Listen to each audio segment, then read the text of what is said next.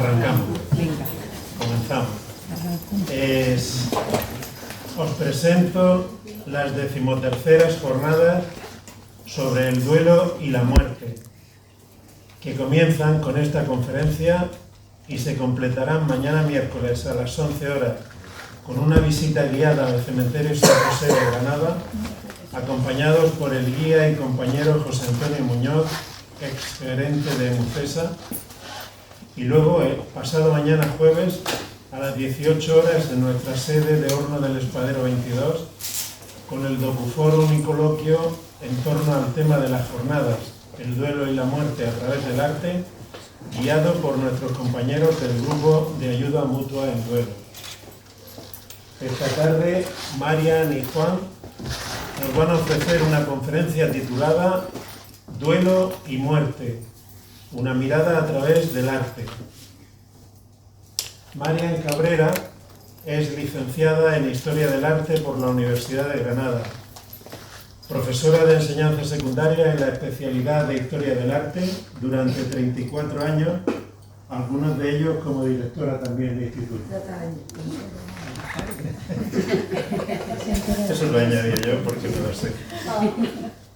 Ha investigado y publicado libros y artículos sobre el patrimonio artístico, especialmente de Belén Málaga, Granada y la Alhambra, colaborando en programas educativos y en visitas patrimoniales.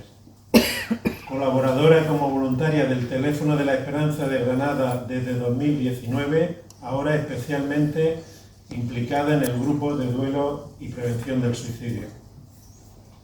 Juan Bellido estudió dirección cinematográfica en el Instituto de Altos Estudios Cinematográficos de París, periodista y máster en comunicación por la Universidad Camilo José Cela de Madrid, narrador, poeta y articulista. Ha trabajado, entre otros periódicos, en el Diario de Granada, Ideal, Interview, Diario 16, El Mundo y Grupo Vocento. Director de la revista Campus de la UGR, la revista Volúmenes y la revista Espacio Órbitas. Responsable durante 16 años del suplemento de cultura de Ideal, Artes y Letras, y articulista y columnista en este periódico durante más de 30 años. Director del Aula de Cine de la Universidad de Granada y director de 2 congresos de cine español. Ha publicado 12 libros. Después de hacer con nosotros el taller de duelo, ha querido implicarse publicando los libros Luna de Abril y Lunas de Abril, y ha puesto en marcha el primer certamen internacional de relatos de duelo que está abierto hasta el 12 de diciembre próximo, y el taller de escritura terapéutica que están desarrollándose en estos momentos y aspira a sucesivas ediciones. Os dejo con ello.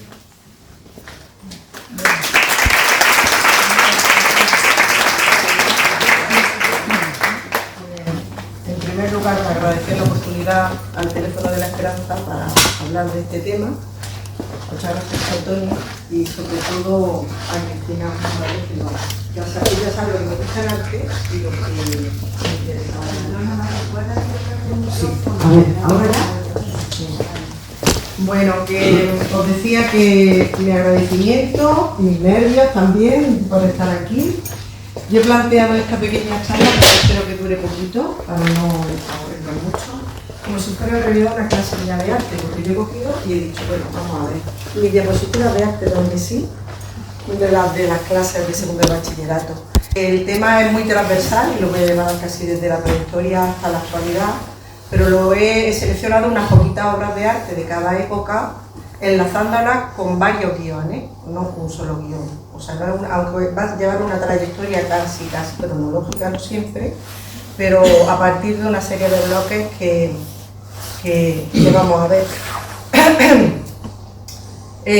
Os he puesto aquí al principio y sobre todo que me parece que es muy importante que la muerte como la vida es algo que es una experiencia, es parte de nuestra experiencia humana, ¿no? Y entonces en la literatura, en la música, en el arte plástica, en la arquitectura, siempre ha estado presente la muerte. Está presente la muerte y lógicamente está presente la muerte porque está el personas que han perdido a esas personas y quieren manifestar sus sentimientos, sus miedos muchas veces, su angustia, hacer memoria de las personas que fallecieron, que son muy importantes, y yo creo que en una época ya más preciso, y lo vamos a ver después en la literatura, pues sanar de ese duelo, pues pensando en trabajar el arte, ¿no? El primer punto focal, porque yo he puesto 5, se podrían haber puesto muchísimos más, pero yo he elegido núcleos temáticos en torno a ver el arte y la muerte como parte del ciclo universal de la naturaleza. Nosotros, cuando yo recuerdo que estudiaba la carrera, me decían que los humanos, si nos diferenciamos de los otros animales, es porque hacemos arte. Pero yo creo que hay que añadir algo más. También tenemos que pensar que los humanos nos relacionamos con la muerte de una manera muy especial desde el primer momento. Y por eso he traído esta primera diapositiva. Porque ya desde el Homo neandertal, que no somos ni siquiera nosotros los Homo sapiens, sino el neandertal, hace más de 100.000 años, a las personas las enterraban, y las enterraban como veis aquí en este dibujito, que este sí lo he buscado de internet, pues con todos sus ajuares, rodeados incluso de flores, poniéndolos en posiciones específicas, como aquí vemos la posición fetal. Incluso me ha parecido preciosa esta imagen porque es de la época neolítica, hace 6.000 años, y es de aquí al lado de San Fernando, y es la primera muestra de dos personas abrazándose en la muerte.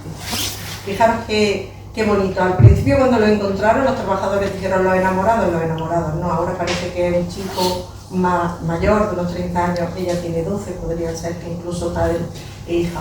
Pero es un abrazo eterno, y eso nada más que pienso yo que lo hacen los seres humanos. Y las primeras manifestaciones artísticas están en torno justo... se ha perdido una imagen. Bueno, se ha perdido. Las primeras edificaciones que hacen los humanos y que perviven hasta la actualidad, curiosamente, están ligadas a la eternidad y a la eternidad con la muerte, como son estos dos elementos, que eran de hace 3.700 años, antes de Cristo, o sea, hace casi 5.000, 6.000 años. ¡Qué barbaridad! Pues eran arquitecturas funerarias. Y en esos ritos funerarios que desde el principio los seres humanos hacen, pues tenemos aquí los ritos de Egipto, que todos conocemos y que tanto nos atraen todavía en la actualidad, como es la momificación, y este desfile funerario del Valle de los Reyes, que está en una de sus hipogeos, en los que aparece cómo llevan al difunto, cómo le cantan, cómo le cuidan, cómo lo miman, y lo entierran incluso en edificaciones de hace más de 2.500 años antes de Cristo, como son las pirámides, en las que incluso para guardar esa eternidad en ese ciclo de vida y muerte que después vuelve a renacer, pues guardaban una figura no para que la viera nadie dentro de las pirámides, para que el espíritu del muerto, supiera reconocerse cuando volviera a la vida, como es el caso de Gefrén. Así que en esa misma idea llegamos a la época griega y romana y nos encontramos que ya las organizaciones mitológicas de sacerdotes y de creencias ya estructuradas como en la mitología, pues nos presentan a un dios que es el dios de la muerte, que es Hades, también llamado en los romanos Plutón, como veis aquí, y que además su matrimonio, ¿con quién es? Con la diosa pura y bella de la primavera, que es Perséfone, Proserpina. Y aquí la veis como la está arrastrando para llevársela a su mundo, pero cuando ella sufre tanto en ese mundo, en ese inframundo oscuro y tenebroso, pues entonces él le regala volver todos los años a la vida, y con él y con ella renace la primavera. Y yo creo que ese sentimiento, ese ciclo de la vida era el que tenían siempre muy presente desde el mundo antiguo, ¿no? Pero a pesar de eso, en la Edad Media, esa idea de la muerte tenebrosa y la doncella pura, inmaculada, que se la puede llevar la muerte, porque a la muerte nos lleva a todos, pues la tenemos hasta la Edad Media, y llega, fijaros, en esta obra de Marianne Stoker, que es de 1900, del Museo d'Orsay, que se llama así, La muerte, esa muerte que nos la ponen vestida de negro con esa ala, y esa doncella a la que la muerte se está llevando. O sea que ese hilo conductor de la muerte y la vida como un ciclo vital, yo creo que llega hasta nuestros días. Bueno, por lo menos esta imagen, fijaros que es de principios del siglo XX. El segundo foco que quería poner, así veis que voy a procurar que sea rapidito, es que como el culto a los muertos se convierte en recuerdo, en memoria a esos muertos. Y así aparecen los hombres y mujeres heroizados en la época romana, los mártires en la época cristiana, o incluso después el retrato funerario.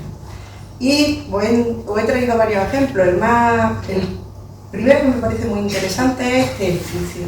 Fijaros que se hizo para un señor que se llama Mausolo, Mausolo de Halicarnaso. Y Mausolo era un sátrapa, un señor griego, pero de Asia Menor, que uno de los grandes artistas del siglo IV a.C., que se llama Escopa, hace esto que después va a quedar con su nombre para el resto de la obra de arte, un mausoleo, un recuerdo y un homenaje a este mausoleo. Y a partir de ahí he querido coger cómo vemos esos mausoleos y esos retratos funerarios como recuerdo y homenaje a los difuntos. Y fijaros el mausoleo más impresionante que tenemos, por Dios, el castillo de Sant'Angelo, sí que lo convirtieron en la Edad Media en un castillo, y era el mausoleo de un emperador, del emperador Adriano. Y cómo incluso los romanos empiezan a hacer retratos de sus antepasados para sacarlos por las calles, para hacer ese homenaje y esa memoria que quede permanente. Y cómo después en el arte paleocristiano las catacumbas se llenan de estos arcos decorados que se llaman arcosolium para señalar el lugar donde está enterrado un mártir. O como incluso el mausoleo de una santa como Santa Constanza, que es la hermana de Constantino, fue el que trajo el cristianismo, ¿no? Así que seguimos con mausoleos, y fijaros, el mausoleo de Teodorico ya no hemos ido al siglo IV después del siglo VI después de Cristo, los ostrogodos en Italia. Y para no llegarnos más, me salto al siglo XV y tenemos el doncel de Cifuentes, un muchacho que vino a la guerra de Granada, que murió y que se le hizo ese homenaje representando a él, no solamente como un luchador con su cruz de Santiago, sino un lector empedernido que parece que era ese joven. Así que ese recuerdo y ese memorial, pues lo tenemos después en obras tan interesantes como la Capilla Medici de este gran artista que es Miguel Ángel, para los dos grandes enterrados aquí, que son Lorenzo de Medici y Giuliano de Medici, ¿no?, del siglo XV. O aquí en Granada, por poner un ejemplo que nos tuvieron más cercano, tenemos el sepulcro de los Reyes Católicos y de Juana y Felipe el Hermoso, que son de ese primer renacimiento tan magnífico que nos hace recordar y ennoblecer a los difuntos. Igual ocurre en el barroco. Aquí tenemos un ejemplo del Papa Urbano VIII, pero es que si seguimos así llegamos hasta nuestro cementerio, ese que se va a visitar mañana. O en el siglo XIX, Rodin, el impresionista, hace un monumento a Balzac que está en uno de los grandes cementerios de París. Así que esa idea transversal que los humanos hemos hecho y que os he puesto en la primera diapositiva, que es una expresión de sentimientos, pero también un homenaje y una memoria a nuestros difuntos. El siguiente punto que quería, porque somos herederos de este arte, es el arte cristiano. Y entonces quería ver cómo el arte se vuelve al servicio de la visión cristiana de la muerte.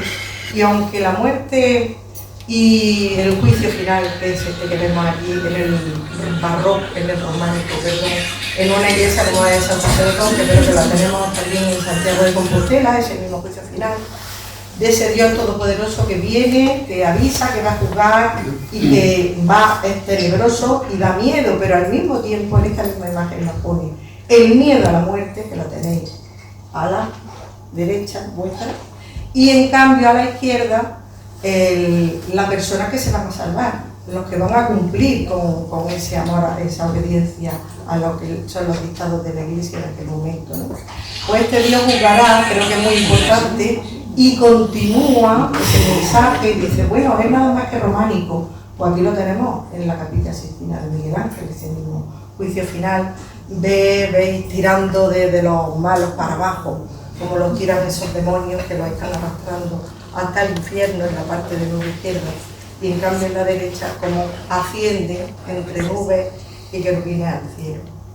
Otro mensaje muy importante del cristianismo en torno a la muerte se liga a la propia muerte de Cristo.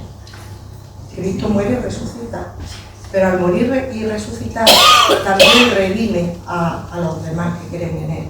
Y en esta imagen de la Trinidad de Masaccio, que es del siglo XV, del Renacimiento italiano, pues estamos viendo cómo está la presencia de este Cristo muerto. Abajo está la muerte, la veis como una calavera, que es como más se representa a partir de la Edad Media la muerte como una calavera. Y en cambio los donantes que están de rodillas al lado rezando a Cristo le piden ser redimidos y poder de esa manera resucitar. Otra idea del cristianismo muy importante y que creo que la vivimos aquí algunos con gran pasión en la Semana Santa. La Semana Santa nace de la Contrarreforma y nace justo para ese mensaje de la muerte de Cristo y el duelo de la Virgen nos tienen que hacer más piadosos, más devotos a Cristo, más devotos a los santos, más devotos y obedientes. Y aquí tenemos ese realismo tan, para mí maravilloso, porque después de verlo mucho todo gusta, hasta el barroco, aunque hay gente que no le gusta, pero fijaros este Cristo yacente que crea un impacto brutal por ese Cristo totalmente muerto y herido de muerte en esa lanzada, y esa Virgen que sale en nuestras procesiones de aquí de Granada, que es la de la Soledad de José de Mora, al mismo tiempo que llora, ves que te le caen las lagrimitas, pero al mismo tiempo con esa serenidad que le da saber que, bueno, que su hijo, bueno, ella no sabía que iba a resucitar, pero mira, ella estaba sufriendo y padeciendo ese duelo por su hijo, ¿no? Y por último, otro mensaje que es muy importante a lo largo del cristianismo y que se representa muchísimo en las imágenes medievales es esta danza de la muerte. ¿Cómo? Y he puesto una frase que me viene mucho a la cabeza cuando canto España camisa blanca de mi esperanza, que canta la Belén. Una de las frases que dice la canción es: la muerte presente nos acompaña y al fin nos hace a todos igual. Pues eso, que es un mensaje que parece que es muy arraigado en nuestra tierra, en España, es algo que desde la Edad Media estaba presente en toda Europa central, en Francia, en Inglaterra y en España también. Fijaros aquí, por ejemplo, que esta obra es Italia de Bérgamo, del siglo XV, y nos presenta a todos esos personajes que bailan con la muerte.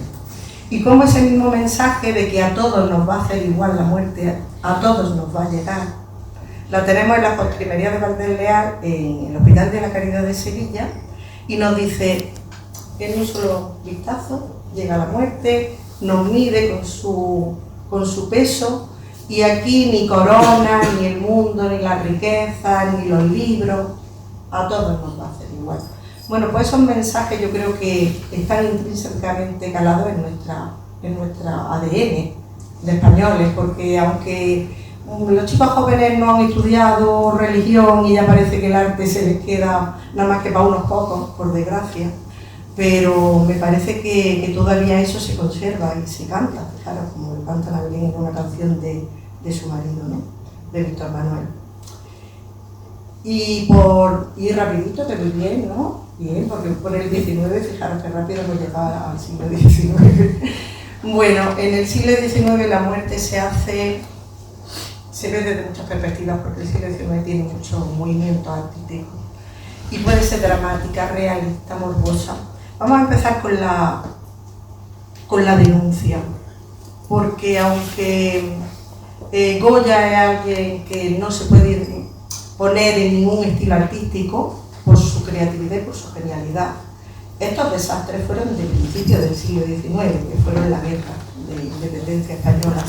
Y yo creo que es la primera denuncia del horror de la guerra que tiene un artista reflejando este horror así, fijaros la barbarie de las matanzas, y que por desgracia nos acompaña hasta nuestros días. Y esa tragedia romántica, que los románticos viven los sentimientos con muchas pasiones, el dolor, la tragedia. Mira, yo he apuntado aquí nombres, palabras para que no se me olvidaran: desesperación, angustia. Bueno, todo eso se vive en un duelo, todo eso se vive en un duelo, ¿no? Y ellos lo reflejan, fijaros aquí en la balsa de la Medusa, como tenemos ya al que está con la persona que está abandonada ya a la desesperación, como veis aquí en la persona mayor que está sosteniendo a ese cadáver muerto, no sé si lo veis, os estoy quitando la vista.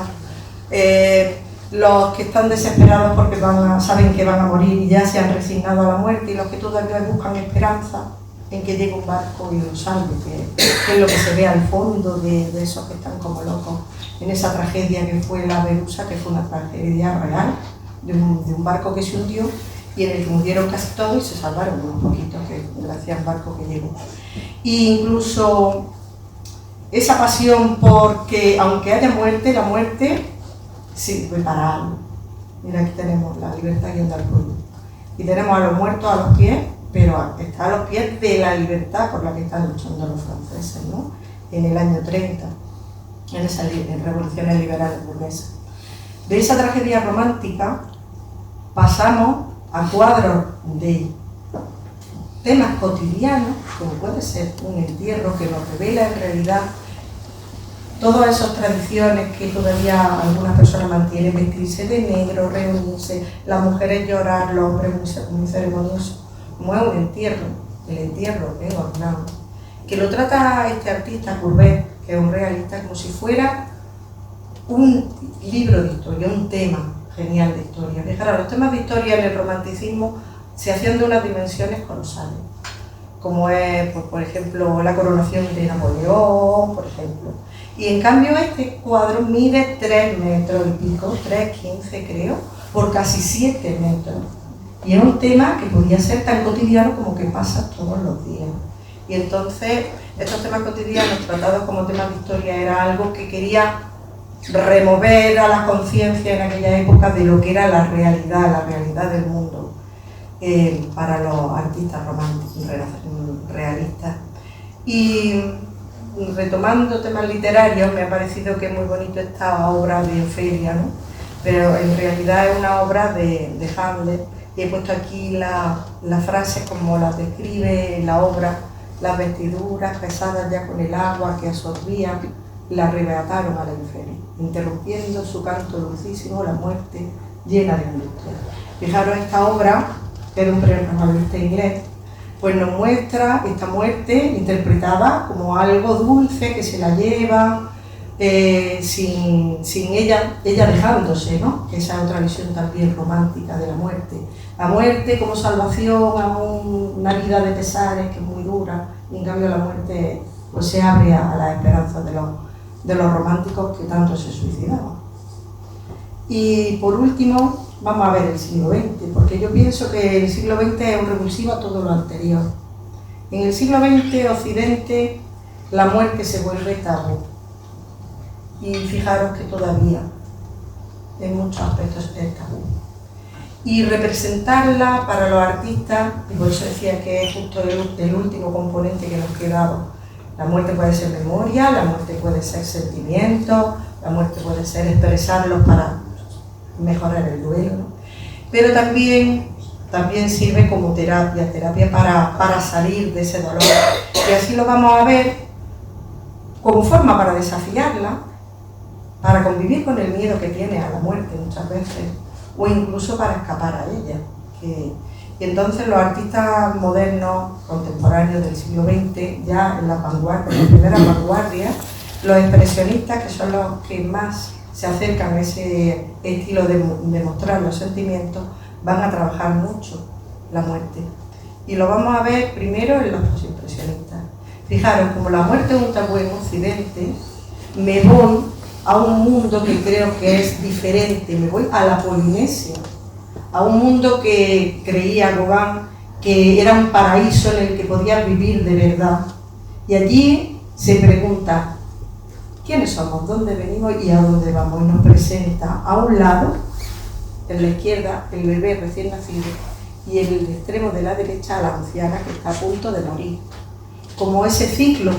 Fijaros que nos hemos vuelto en esa búsqueda de los artistas del siglo XX a lo primero que hemos visto de la prehistoria o de la época antigua. Nos volvemos a ese ciclo vital en el que la naturaleza es lo normal y en el que todos vamos a nacer, bueno, pues todos los que nacemos vamos a morir. y en medio vamos a tener esa vida, ¿no? Para traumas personales, ¿quién mejor que Eduardo? Era una persona que murió su madre siendo niño. Y fijaros qué cuadro, la muerte y el niño. Con esa cara, que como todos conocéis el cuadro, no puede ser tan conocido, que es el grito. ¿Por qué? Porque me parecía que era más significativo cómo se ha agarrado la cara el niño, que después va a reflejar en ese grito existencial que tiene en la obra más conocida suya, que tantas veces repitió. Pero de los expresionistas alemanes, me parecía muy interesante esta obra de Groth, que se llama El suicida. Se hizo en plena Primera Guerra Mundial y los expresionistas alemanes sufrieron esa guerra, esa primera guerra, porque era en Alemania donde se estaba desarrollando este estilo artístico. Y fijaros cómo él lo representa, cómo se asoma esta mujer que va casi desnuda, se asoma a la ventana pero ni mira a esa persona que está tirada en la calle, el perro que pasa, esa persona que se ha suicidado, ¿no? Esa ausencia de caridad y de acercamiento humano, todo es frío, nada me puede acercar a la vida, pensaba Proust. Y una artista que en cambio dulcifica la muerte, que fijaros que aparece de nuevo como una calavera llena de cruces, pero mirando como celosilla a la vida, y como en cambio los que están en la vida están metidos en su burbuja, viviéndola de espaldas a la muerte. ¿Veis? Se llama la obra Muerte y Vida, de Gustav Klimt. Y ya a mitad del siglo XX, en los años 50, vuelve de nuevo el expresionismo y nos encontramos a un artista que es Francis Bacon, que para sentir la presencia de la muerte muchas veces esa angustia existencial del ser humano y ese grito que ya lo habíamos visto, habíamos pensado en él del anterior autor, atrapado en este instante, que en realidad es una copia de una obra de Velázquez, de un retrato, ¿vale? De Inocencio X. Y esta obra la transforma en un grito desgarrador, casi como un cadáver, como podéis ver, esa cara desgarradora, esa angustia existencial, él la quiso vivenciar a través del arte. Y por eso es por lo que me ha parecido interesante traerlo. Y por último, porque ya creo que voy a hacer la última, esta obra que me parecía de interesante por traer obras de autores muy contemporáneos, del año 13, de este siglo ya, una performance de esta artista que se llama Marina Abrakovic, que fijaros que se graba durante un vídeo completo y después se ha puesto incluso aquí en Málaga, se hizo en el año 13, la he sacado de la foto de un periódico, el periódico El Mundo. Pues fijaros cómo esta performance, con ella quiere hacer ella una catarsis, ella quiere autoliberarse de la muerte, del peso de la muerte. Y fijaros que está cargando con ella y está soportándola en su cuerpo. Así que, aunque ha sido una forma muy rapidita de ver, hay miles de otros temas, yo creo que el arte es infinito y este tema también. Yo quería que fuera la cosa para poder dar tiempo a que hablara también Juan y que si queríais hacer preguntas, etcétera, ser lo más rápida posible. Y bueno, con esto voy a terminar. Muchas gracias.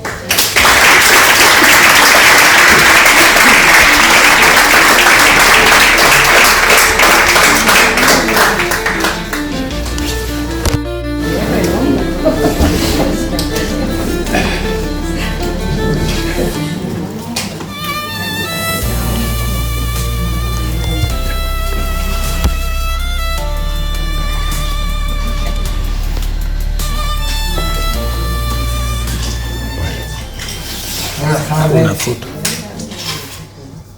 Yo había pensado una charla para 1 hora, así que procuraré ir copando y eliminaré parte de la literatura que había seleccionado. Yo había seleccionado unos cuantos libros, bastantes libros,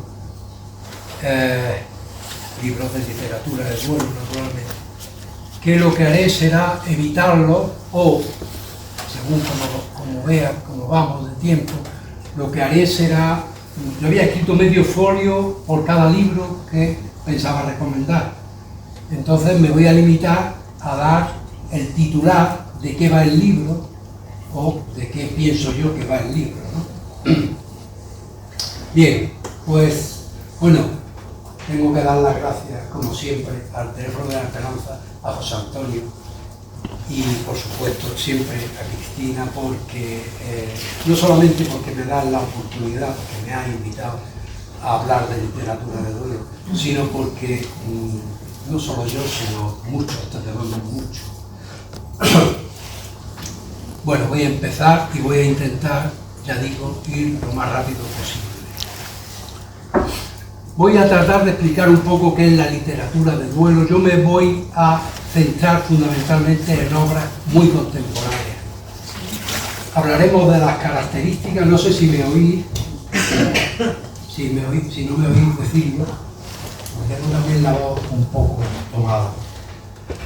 Hablaremos de qué es la literatura de duelo, las características, el fondo, es decir, la trama, la argumentación, la forma, cómo hacemos literatura de duelo, qué forma le damos. Y nos centraremos fundamentalmente en la prosa y la poesía, en los libros de duelo, de prosa y de poesía. Porque el que no vamos a tocar es justamente el único género que en literatura de duelo está perfectamente definido y perimetrado, que es el ensayo. El ensayo, hay una grandísima obra de ensayo en nuestro país y fuera de nuestro país, de especialistas, psicólogos, que hablan del aspecto psicológico y de cómo sanarse, digamos, o cómo afrontar el proceso de duelo. Entonces, este género, el ensayo, no lo trataremos porque no nos compete y porque tampoco estamos, digamos, autorizados para hablar de él. Antes que nada quiero aclarar un equívoco que yo sufrí y que he visto sufrir a muchos en cuanto a la etimología de duelo. La palabra duelo, como se sabe, es una homonimia, homófona y homógrafa, es decir, es una palabra que tiene dos significados distintos, diametralmente distintos, pero se escribe y se lee igual. Por eso es una homonimia total, una homonimia homófona, suena igual, y homógrafa, se escribe igual. Pero los dos sentidos de duelo no proceden de la misma raíz ni tienen la misma etimología. Y en esto es en lo que caemos, y yo he caído personalmente, porque atribuimos los dos significados a una misma raíz. Incluso yo he leído en algún libro de duelo que duelo viene de dolus y viene de duelum. Dolus significa dolor, duelum significa combate, desafío, y pretendemos explicarlo diciendo que el ser humano que padece un duelo tiene un combate interior. Falso. Esta es una creencia absolutamente equívoca. Por eso quiero significar que nuestro duelo, el padecimiento, el proceso de la ruptura de un vínculo, procede del sustantivo latino dolus, no de duelo, dolus. Es decir, dolus es un término latino que en principio significaba engaño, dolo, luego se cruzó con un parentesco que tenía con dolere y acabó utilizándose, esto lo hace normalmente el uso popular, es decir, el uso popular es el que cambia los significados, y no solamente los significados, sino también la grafía y la fonía de las palabras. Pues bien, en ese cruce acabó llamándose dolus al dolor y dolere al engaño, de tal forma que hoy día dolus y dolere significan lo mismo: engaño, dolo, dolor, sufrir, duelo. Dolo no es que se utilice mucho, pero sigue utilizándose, sobre todo en términos jurídicos, se dice dolo, refiriéndose fundamentalmente a la voluntad deliberada de hacer daño. Bien, y el otro duelo, el que no tiene nada que ver con el nuestro, el duelo de batirse en duelo, que estuvo vigente durante siglos, en España concretamente, lo erradicaron los Reyes Católicos. O sea que hasta el siglo XV se estuvo utilizando. Pues ese duelo viene de duelo emparentado con velum, belli, y de velum, beligerante, belicoso, etc. No tiene nada que ver con el hueso. O sea, cuando hablamos de nuestro duelo, tenemos que referirnos a dolor, nunca a dolor. Yo lo aclaro sobre todo porque yo he caído en el error y lo he utilizado para. Bien, ¿qué es la literatura de duelo? Pues la literatura de duelo trata de la pérdida de un vínculo. Pero un vínculo no es siempre parental.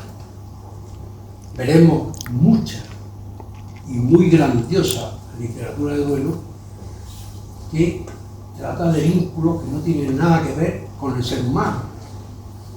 Perros, gatos, caballos, paisajes, ciudades, países. Es una literatura de la experiencia, no siempre, pero fundamentalmente la literatura de duelo es una literatura de la experiencia. ¿Por qué no siempre? Porque hay autores que no hablan de su experiencia, sino que hablan de la experiencia de otros. En los libros que hemos seleccionado traemos algunos que hablan de la experiencia de otros, hablan del duelo de otros. A eso le llamaremos literatura de duelo de ficción. Es por tanto una literatura de la experiencia personal, fundamentalmente, y de preguntas, de muchas preguntas. No hay literatura de duelo en la que no se hagan cientos de preguntas. Los libros de duelo están llenos de preguntas. ¿Por qué a mí? ¿Por qué la muerte? ¿Por qué la vida? ¿Qué sentido tiene? Están llenos de preguntas. Pero es un instrumento terapéutico. Incluso es un instrumento terapéutico a pesar de que algunos autores lo niegan y dicen que en ningún caso se han planteado escribir para curarse. Hay autores que además lo magnifican esto. Hay un caso que es Piedad Bonet, que tiene un libro absolutamente devastador por la muerte de su hijo. Su hijo se suicidó tirándose desde un cuarto piso. Que niega que escribiera para curarse, pero luego, años después, acepta, admite que el libro la curó. Es una herramienta de reconstrucción de la memoria en proceso de dolor. Medita sobre el sentido de la vida, las preguntas, indaga sobre el porqué de la muerte, las preguntas. Y son muchos géneros en un género. Esto será un recurrente y una constante en la literatura de duelo. En la literatura de duelo hay diario, hay carta, hay memoria, hay un montón de géneros a los que el escritor irá acudiendo en la medida en que lo necesite. Bien, no estoy acostumbrado a hablar sin agua y me está costando muchísimo, pero no pasa nada tampoco. Lo digo por si me notáis que... ¿Quieres un caramelito? Pues sí, también te lo agradezco. Ah, bueno. Vale, muchas gracias. No. Yo no lo voy a hacer.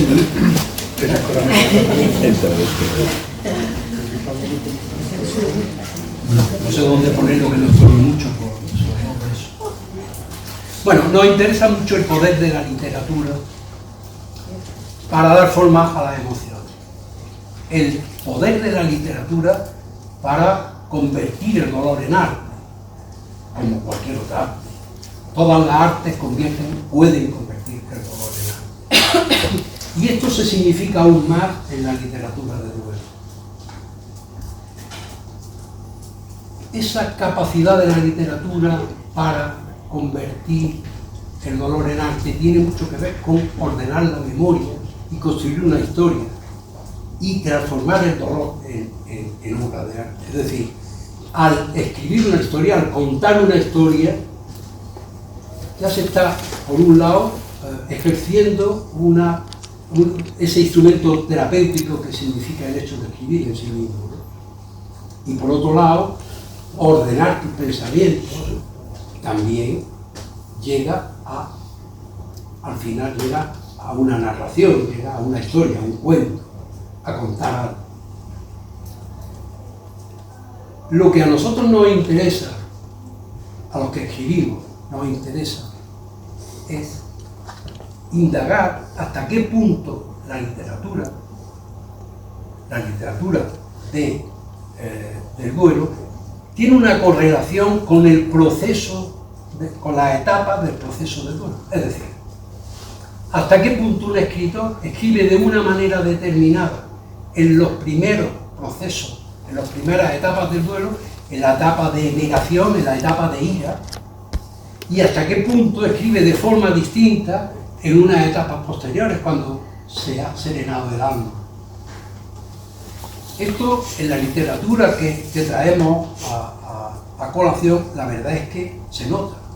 Lo que ocurre es que los escritores, en los primeros pasos del duelo, escriben cosas inconexas, escriben aforismos, notas, cosas que no tienen sentido, surreales, si se quiere. Y cuando publican, lo desechan. Esta primera parte la desechan. Pero no significa que no la hayan escrito. Casi todos coinciden en que el primer proceso, o las primeras etapas del proceso, se escribe a trompicones, y se escribe lo que se puede, y se escribe cosas inconexas. Hemos leído, por ejemplo, es de noche, ¿qué pasa? Esto es lo que escribe el escritor en sus primeros momentos. Y no pasa de ahí. No conseguimos pasar de unas líneas. Bueno, voy a ver si, porque no acelero, tengo que acelerar porque el fondo. La literatura del duelo, ¿qué nos cuenta? ¿Cuáles son sus tramas? ¿Cuál es su argumentación? ¿De qué trata? Pues curiosamente, toda literatura del duelo lógicamente nace de una pérdida. Pero detrás de una pérdida hay una historia de amor, irrefutablemente. Es decir, digamos que durante toda la vida se ha dicho que no existe una gran obra literaria sin una historia de amor. Y resulta que toda obra literaria de duelo tiene detrás una historia de amor. Refleja la realidad universal de la pérdida. Todos nos identificamos cuando escribimos y cuando leemos nos identificamos con lo que estamos leyendo o estamos escribiendo, porque la pérdida es absolutamente universal. Interpreta cómo se procesa el dolor. Probablemente, esta interpretación del proceso del dolor es lo que más contribuye a la terapéutica de la literatura. Es decir, es lo que resulta más curativo, probablemente. Representa las emociones del duelo. Aquí hay que hacer un paréntesis, porque probablemente ninguna otra arte es capaz de representar cada emoción o cada sentimiento como lo hace la literatura. Ahora, cuando lleguemos a la forma, veremos cómo se hace. Ayuda a comprender la pérdida. Escribiendo, comprende. Eso es lo que decía precisamente, bueno, varios autores, sobre todo la que hemos aludido antes. Decía ella que ella había escrito exclusivamente por saber qué había pasado. Es decir, ante la pérdida, ¿qué ha ocurrido? ¿Qué ha pasado? ¿Dónde estás? ¿Te has ido? ¿No te has ido? ¿Deja señales? ¿No deja? Y te preguntas qué ha pasado. Pues en esa reconstrucción te ayuda, a saber qué ha pasado.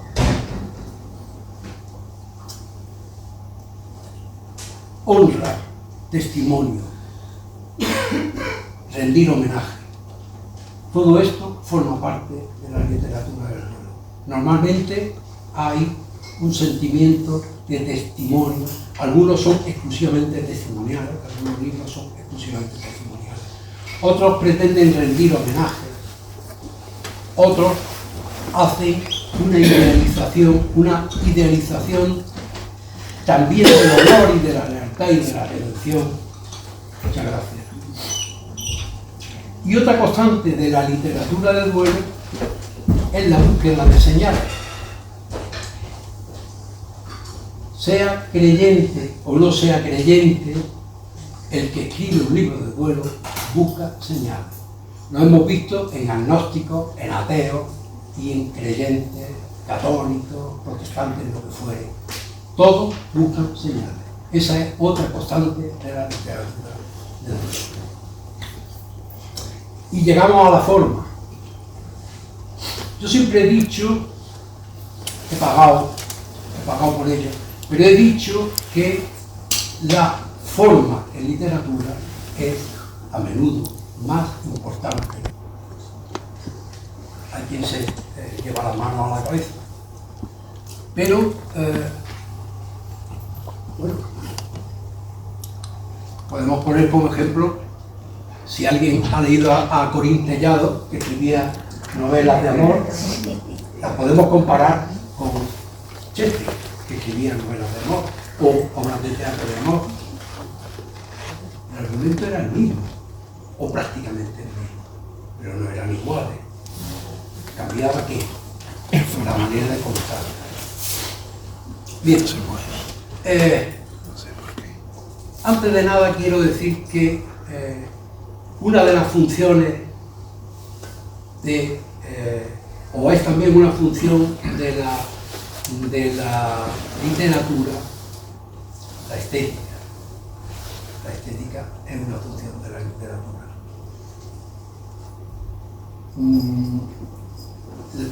Tiene una función social también, tiene una función comunicativa, pero tiene en literatura de duelo dos funciones fundamentales que están presentes siempre, que son la subjetiva y la testimonial. En la literatura de duelo, en toda literatura de duelo, hay expresividad. ¿Qué es la expresividad? La expresividad es lo que nace del mundo interior, lo que nace de la experiencia personal, que ya hemos dicho que no en todos casos es experiencia personal, pero digamos que la recrean igualmente, ¿no? El que hace ficción también la recrea. Entonces, es muy importante decir que de esa catarsis o de esa de esa explosión, por decirlo de alguna manera, que nos produce el proceso del duelo, nosotros estamos obligados a canalizar esa catarsis de emociones,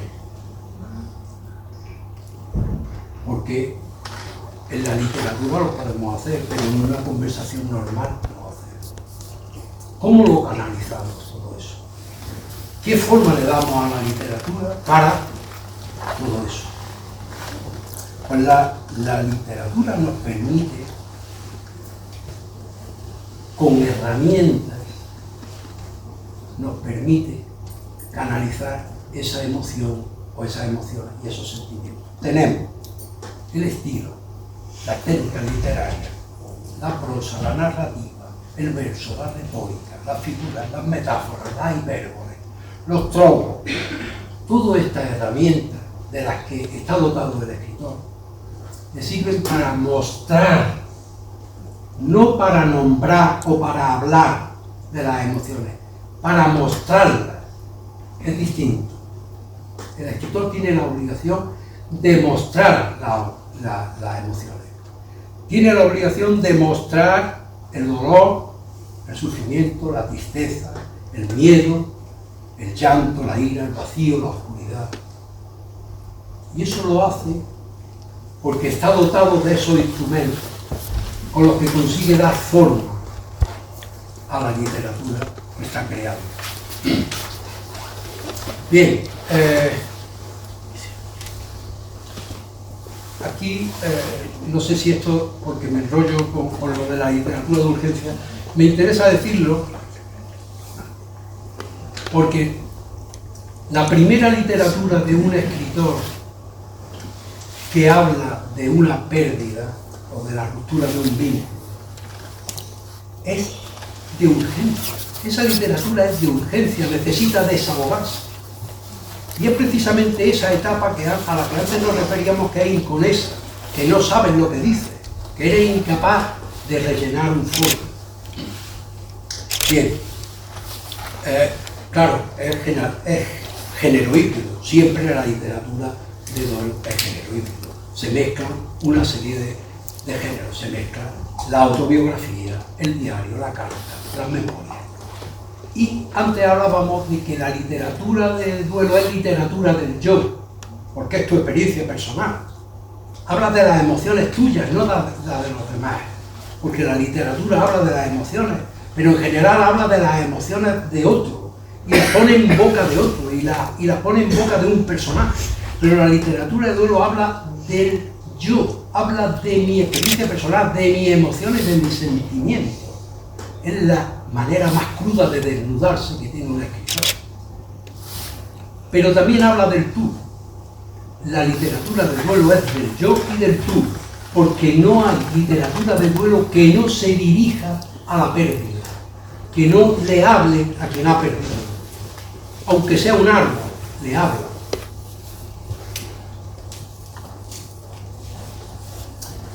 Bien, ya voy a ir corriendo de verdad, porque ahora sí que ya... Perdido. La prosa de duelo es la escritura sin rima. Esto es lo que decíamos antes, de que el principio de la literatura, es decir, lo primero que escribe un escritor que ha sufrido una pérdida es inconeso. No puede narrar, no hay narrativa posible, ni hay poesía posible, no está para medir, no está para hacer un soneto. ¿Qué hace? Pues hace prosa, lo que le sale. En general inconesa, por supuesto, es incapaz de contar una historia en esos momentos.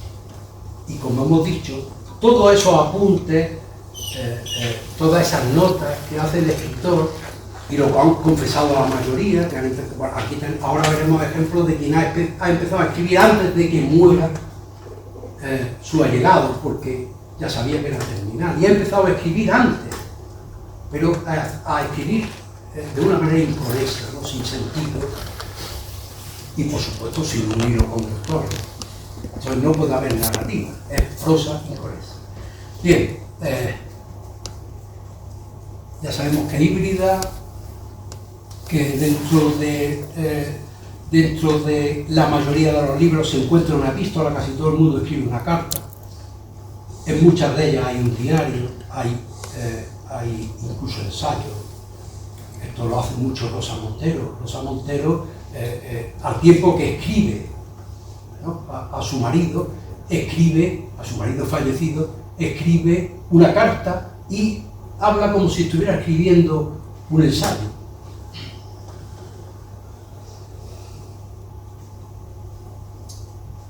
La poesía es el género menos habitual de la literatura de duelo, pero es uno de los más íntimos y estéticos. Como decíamos antes, uno no estaba a escribir sonetos al principio, pero cuando te serenas, esto te da, la poesía te da la posibilidad de crear de una manera mucho más estética, mucho más poética, mucho más lírica. He apuntado aquí estas frases, estos versos de la Gacela de la terrible presencia de Lorca, que dice: yo quiero que el viento se quede sin valle, quiero que la noche se quede sin ojo, y mi corazón sin la flor de oro. ¿Puede haber más desesperanza? ¿Es posible que el viento se quede sin un lugar a donde ir? ¿Es posible que la noche que no tiene ojos se quede sin ojos? ¿La noche que es oscura se quede sin ojos? ¿Es posible que lo más preciado de un ser humano, el corazón, se quede sin la flor de oro, sin lo más preciado, lo más valorado de ese corazón?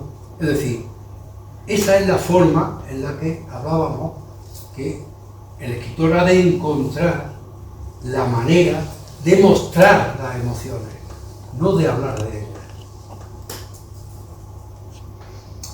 Bien, había hecho una selección de libros y voy a ir a poco, voy a intentar centrarme en algunos de ellos o solamente voy a dar el titular. Yo incluso hablaba de incluso el año de publicación, y esto es lo que voy a decir, año de publicación, para que haya una referencia temporal, ¿no? Las estrellas, Paula Vázquez, publicado en 2019, 160 páginas, 4 horas de lectura. Y voy a decir exclusivamente que Paula Vázquez, argentina, 41 años, abogada y escritora, es una despedida y reconciliación de una hija con su madre. Paso al siguiente. Paula Isabel Allende, publicado en 1994, 431 páginas, 11 horas de lectura. Isabel Allende, chilena, aunque nacida en Perú, 83 años, escritora, es la autora más leída en lengua española. La autora más leída en lengua española. Ha vendido más de 75 millones de ejemplares. Imaginaos la trascendencia de Paula. Esta es una autobiografía desgarradora y personalísima con la que Isabel Allende pretendía contar a su hija, moribunda, la memoria de su vida.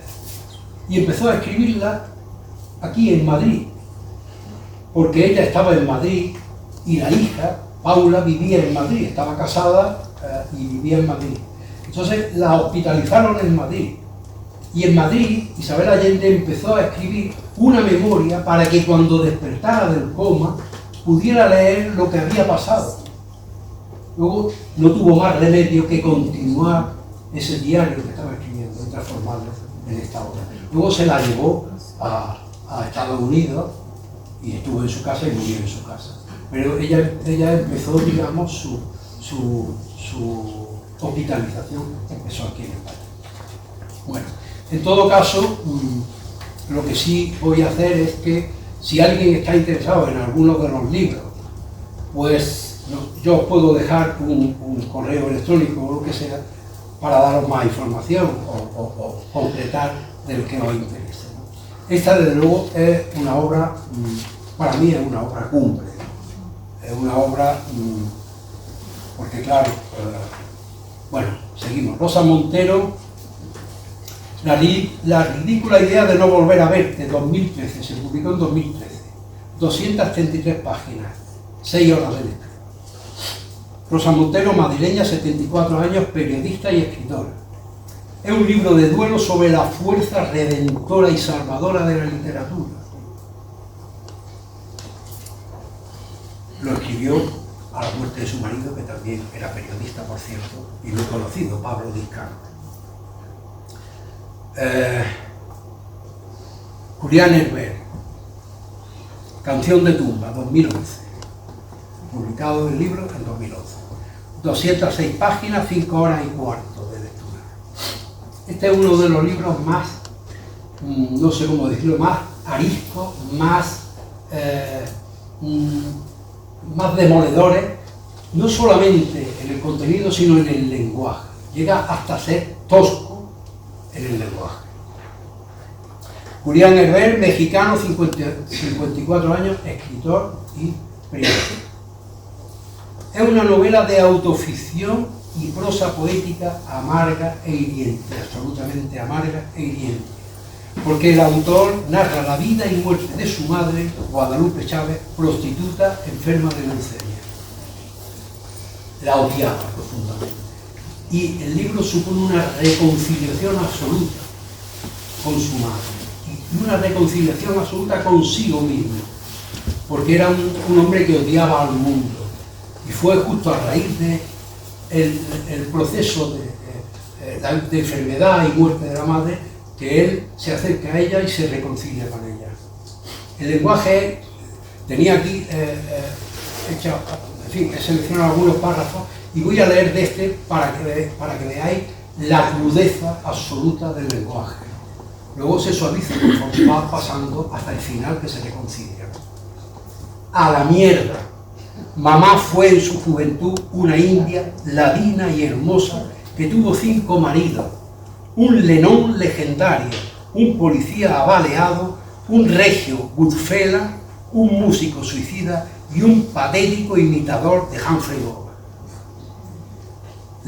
Cuando dice Lenón se refiere a un alcahuete, se refiere a un chulo, un Lenón legendario.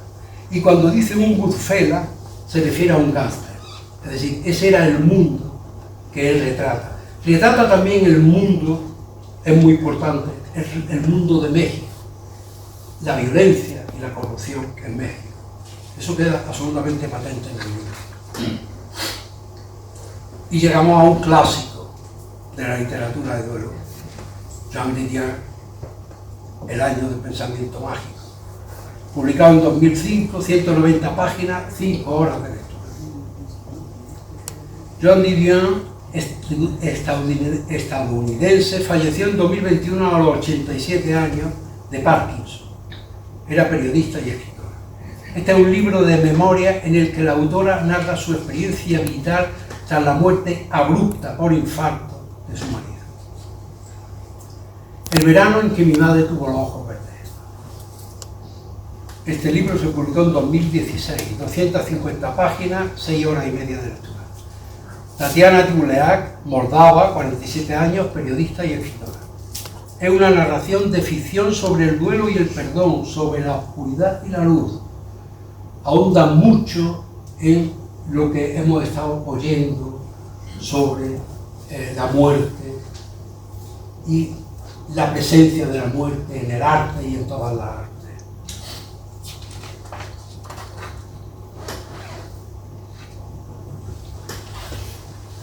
Faciolince, Abad Faciolince, es un escritor colombiano de 67 años, también periodista y escritor. El libro se publicó en 2025, ahora y en la hora, 220 páginas, 5 horas y media de lectura. Es una crónica de duelo, de violencia y de guerra. Es curioso cómo la violencia y la guerra acaban influyendo en la literatura de una manera tan absolutamente vehemente, porque ayer hubo aquí una jornada en la Universidad de Granada sobre literatura y traducción rusa y hubo un afamado escritor ruso, Dmitry Nevrov, que presentó una obra que había traducido un catedrático de literatura de Granada, de la Universidad de Granada. Y durante la mitad, prácticamente durante la mitad de la conferencia, se habló de la literatura de duelo, porque resulta que hoy en Ucrania solo se escribe literatura de duelo y en Gaza solo se escribe literatura de duelo. Y hay países en los que no se escribe nada más que literatura de duelo, porque la muerte no es que está presente, es que no deja de estar presente. Bien, de este libro que es mío no hablaré. Simplemente diré que tiene 248 páginas y 6 horas de lectura, y que fue el primer libro, ha sido el primer libro de duelo que yo he escrito en mi vida. También esto pasará, Milena Busquet. 176 páginas, 4 horas y media de lectura. Milena Busquet, barcelonesa, 53 años, escritora y editora, es la hija de una de las referentes de la literatura española y sobre todo de la edición española. Hija de Esther Tusquet, que ha sido durante un montón de años referente, como digo, de la literatura. Esta obra es un relato autobiográfico en el que trata de la enfermedad y muerte de su madre. Voy a significar una frase que escribe ella en el libro. Desde tu muerte y desde antes tengo la sensación de que lo único que hago es ir rapiñando amor.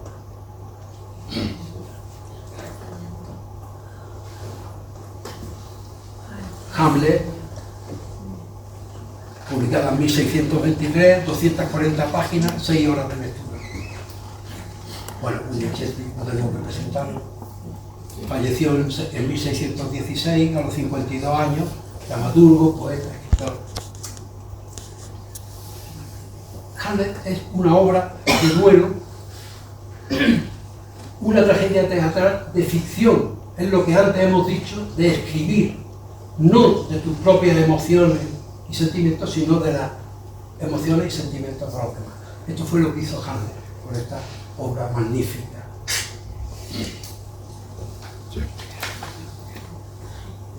Opla por la muerte de su padre. 1479 se publicó esa obra. 60 páginas, una hora de lectura. Jorge Manrique, que pudo nacer en Palencia o pudo nacer en Jaén, yo me inclino más porque naciera en Jaén, murió en combate en 1479.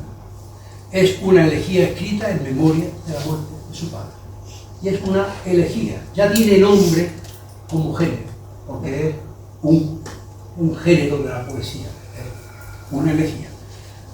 Una elegía con la que expresa su duelo y desconsuelo por la muerte de su padre. Roland Barthes, Diario de duelo. 272 páginas, 7 horas de lectura. Francés, murió a los 65 años, en 1980, curiosamente, víctima de un accidente de coche al lado de la Sorbona, en París. Es un diario testimonial sobre el proceso de duelo que Barthes comienza a escribir un día después de la muerte de su madre.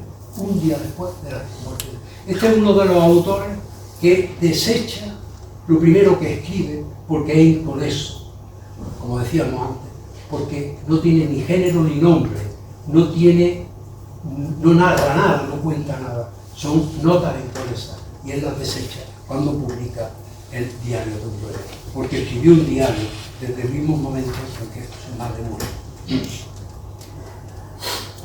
Piedad Bonet, me he referido antes a ella, lo que no tiene nombre. ¿Qué es lo que no tiene nombre?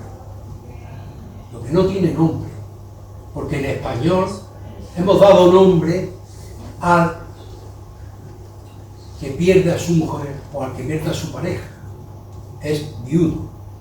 Hemos dado nombre al que pierde a su padre, es huérfano, pero no hemos dado nombre a quien pierde a un hijo. No tiene nombre. Piedad Bonet escribe, colombiana, 74 años, novelista, poeta y dramaturgo. Es una crónica absolutamente híbrida porque están todos los géneros posibles de dolor, testimonio, duelo, reflexión sobre las enfermedades mentales. Su hijo se suicidó con 28 años y 10 años antes le habían diagnosticado una esquizofrenia. 10 años después de eso se lanzó desde un cuarto piso. Lo que no sabía Piedad Bonet es que otra escritora, esta belga, nacionalizada española y profesora de la Universidad de Málaga, tenía un hijo que también se llamaba Daniel como el suyo, que también se suicidó lanzándose desde un 14º piso, y que también lo hizo en mayo. Estas dos escritoras coincidieron,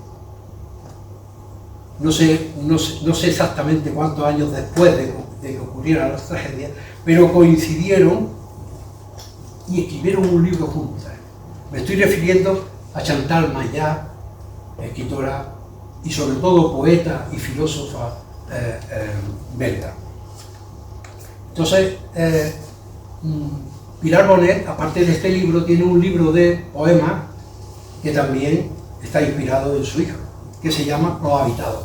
Creo que me estoy pasando mucho. Se llama Los Habitados. Pues este libro, Los Habitados, lo leyó Chantal Mayaki y se quedó estupefacta porque estaba leyendo la historia de su hijo, la historia del suicidio de su hijo. Bueno, no puedo seguir porque pero más o menos, ya digo que si alguien tiene interés en alguno en concreto o en varios, pues les puedo dar toda la información. Carmen Amoraga, La vida era eso, publicado en 2014, 320 páginas, 8 horas de lectura. Carmen es valenciana, 50 años, periodista y escritora. Esta es una novela de ficción. Lo que ahí se lee no le ocurrió a ella, le ocurrió a una amiga, y ella lo explica. Es una novela de ficción sobre el duelo que narra la historia de Giuliana, una mujer que se enfrenta a la repentina muerte de su marido. Conversaciones en la cena. 2022. 85 páginas, 1 hora de lectura. Todo lo que diga de este libro es subjetivo. Me concierne absolutamente. Me identifico absolutamente. Raquel Pay, granadina, 51 años, periodista, escritora y poeta. Está allí. Nos está viendo. Es un poemario de despedida y de resurrección. En pocos libros se ve, en tan pocas páginas, la despedida de la persona a la que se dirige y la resurrección de bien. Es decir, en pocos libros se puede ver el carácter terapéutico de la escritura, porque ella lo ha hecho a fuerza de escritura. Es una reflexión lírica sobre la vida, la muerte, el amor y acaso la única manera de volver a nacer. Y de ella sí voy a leer solo 4 versos. Desde que todos los duelos he transitado. De todos huí y todos me alcanzaron. Negación, ira, cólera, desechos de dolor. El milagro de la vida entonces, destellos de furiosa luz. Amar, nacer, cada día y un solo día a la vez.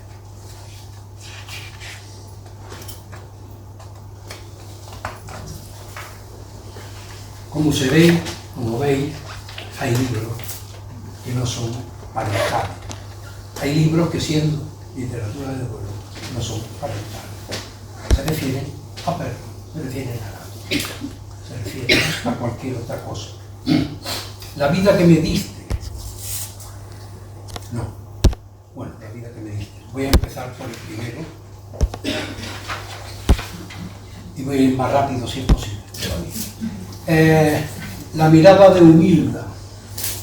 Esta es una historia absolutamente conmovedora y absolutamente recomendable.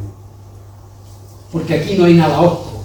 En el resto de las literaturas que hemos venido viendo hay partes muy amargas y muy oscuras. Aquí, en este libro en concreto, de la mirada de Humilda, es todo es grato. No hay nada que no sea grato. 2022, 216 páginas, 5 horas de lectura. Alonso Sánchez Baute, colombiano, 61 años, escritor. No ha hecho otra cosa en su vida que escribir. Es una novela de duelo y una historia de amor. Aquí se refleja absolutamente esa historia de amor que está detrás de cada duelo. En fin, había anotado incluso aquí cómo llegaron a adoptar la perra, pero ya me entendí. Duelo por un gato, publicado en 2018, 120 páginas, 3 horas de lectura. Miguel Escudero es barcelonés, escritor y profesor de matemáticas. Es un relato de duelo tras la muerte de su gato Falco. Necesitó psiquiatra y psicólogo. La vida que me diste, publicado en 2018, 186 páginas, 4 horas y media de lectura. Félix Villacís, ecuatoriano, 25 años, escritor y editor. Esta es una novela de ficción sobre el duelo que sufre Ricardo, el protagonista y narrador, a la muerte de su perro Lucas. O sea, no es su vivencia, es la vivencia de otro. Es una novela de ficción, por lo tanto, de duelo, pero de ficción.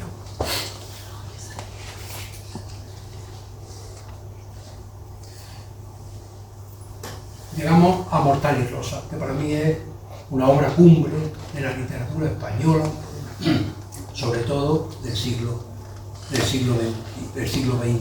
Es una obra absolutamente distinta de toda la obra que hizo Francisco Umbral. Francisco Umbral llegó a escribir más de 100 obras. Con esta marca un hito absolutamente y marca un cambio de su obra. Es una cosa totalmente distinta. Bueno, se publicó en 1975, 280 páginas, 7 horas de lectura. Francisco Umbral, madrileño, falleció en 2007 a los 75 años de edad, periodista y escritor. Es una obra híbrida de duelo en la que Umbral relata la enfermedad y muerte de su hijo Pincho a los 5 años.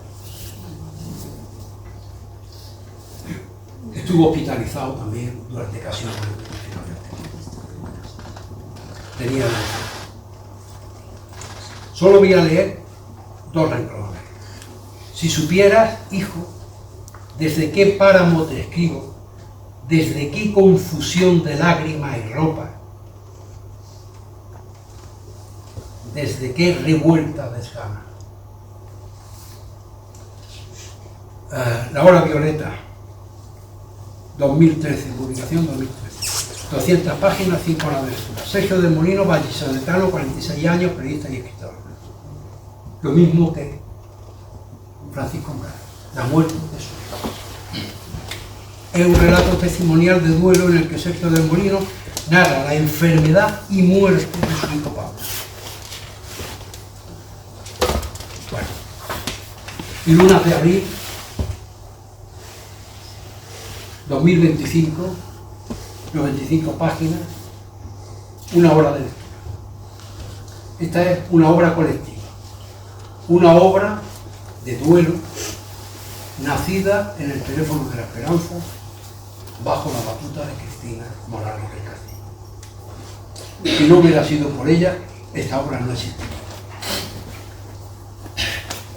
Son autores Bárbara Lázaro, Esther Nieva, José María Medina, Juan Bellido, Lourdes Villegas, Paola Rueda y Rosa María Martínez.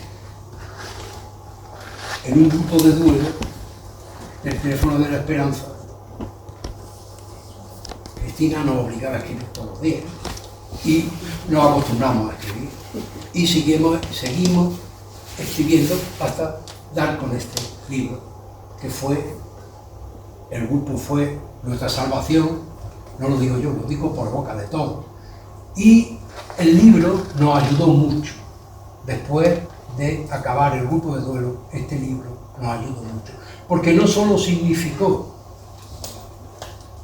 lo que significa la escritura, que es terapéutica, es decir, que el solo hecho de escribir ya tiene un resultado terapéutico, sino la ilusión de publicar un libro entre todos, que también absolutamente contribuyó a esa terapéutica, ¿no?, de la que estamos hablando. Es una obra colectiva, de duelo, por supuesto, en la que se intercalan cartas, despedidas, poemas, prosa poética, en un ejercicio terapéutico que reflexiona sobre la pérdida del dolor y la ausencia. Este libro se reeditó más tarde porque la primera edición fue novenal, es decir, se distribuyó gratuitamente y se agotó enseguida. Entonces hicimos una segunda edición a la que nosotros añadimos más textos y además invitamos a otros 7 autores a que participaran en la edición. Este libro ha dado pie, por decirlo de alguna manera, ha dado pie al certamen del que antes nos ha hablado José Antonio, del certamen internacional de duelo. Bueno, ya no voy a hablar más de Francisco Umbral. Había recogido aquí algunas de sus frases y tal. Esta frase es absolutamente demoledora. Solo he vivido 5 años de mi vida, los 5 años que vivió mi hijo. Antes y después, todo ha sido caos y crueldad.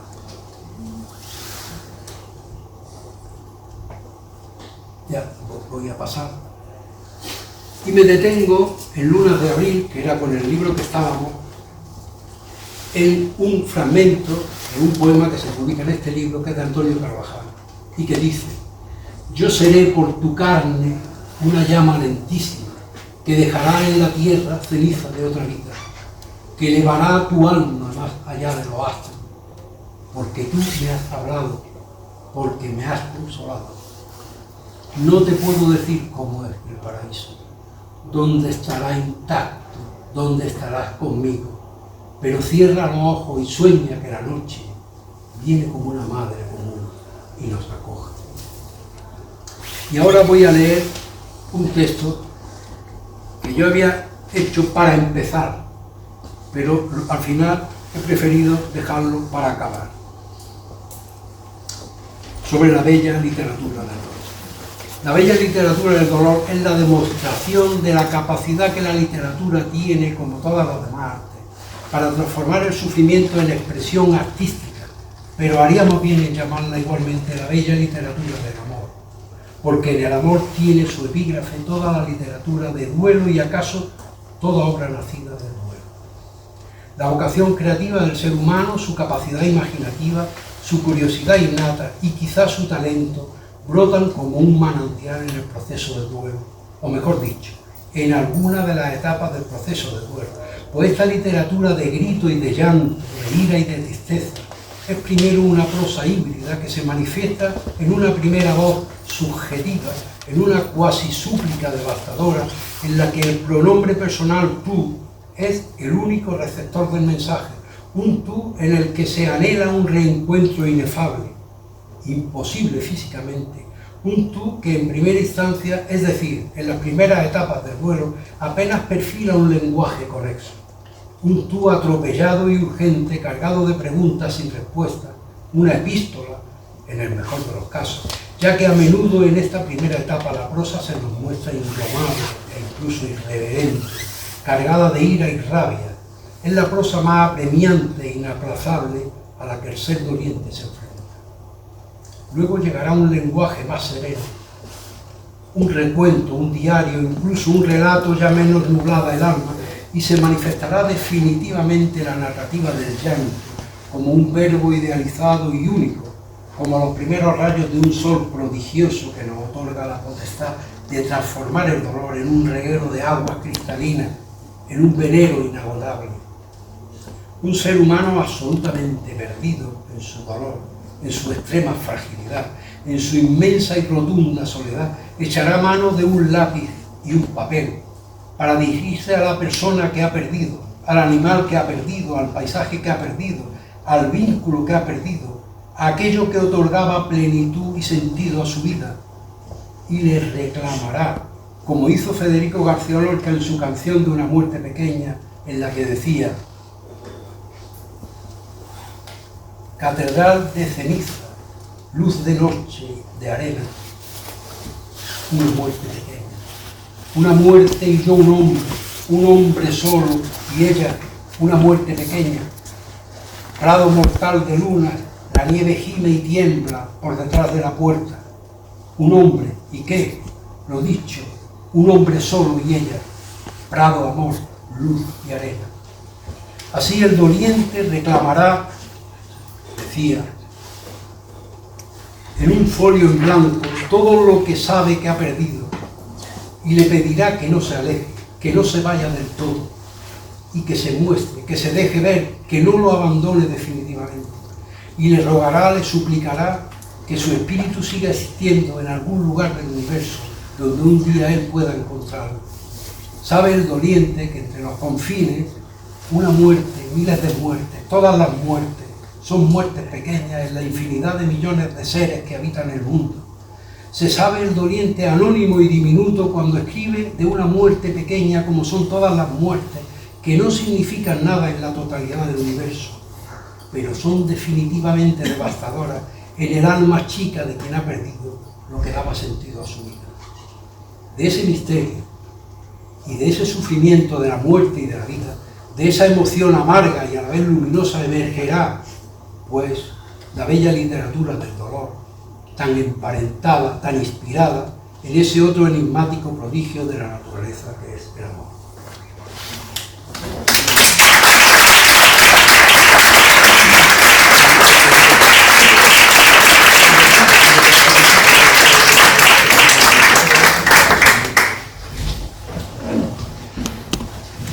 Es difícil ponerle límite a tanto que conoce y tanto que quiere transmitir. Tenemos posiblemente, son las 8 menos 25 hasta las 8 como tope, pero bueno, lo que necesitemos, pero ciertamente antes de que se nos pierda en la memoria, lo mismo han quedado imágenes que podéis poner de aquí, alguna pregunta para María o alguna cosa que queráis preguntarle a Juan.